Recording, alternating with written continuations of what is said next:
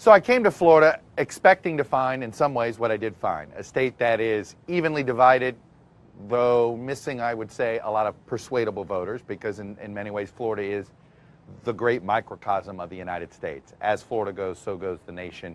And it goes that way because it's more evenly divided than it is vacillating between left and right. But a few things have stuck out here. Number one, this seems to be a more engaged electorate than I've remembered in Florida elections past.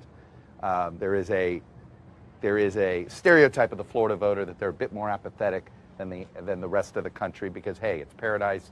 There's a million other things to do.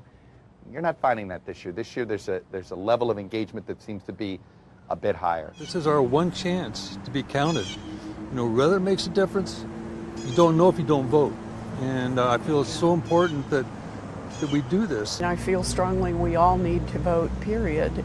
Elections matter, so if you want to affect change, vote.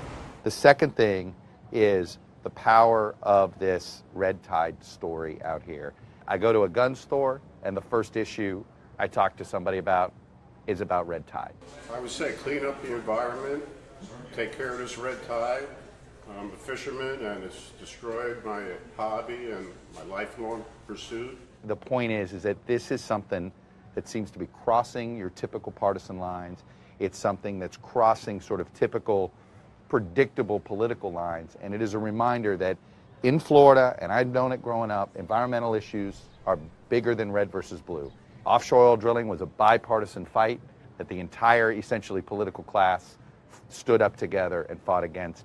You get the sense that what's happening here is that the public expects politicians to act less partisan on this issue. We don't care the politics anymore. We don't care if we're Democrat. We don't care if we're Republican.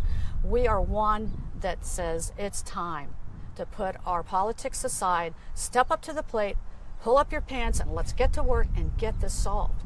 It's going to be really interesting to see.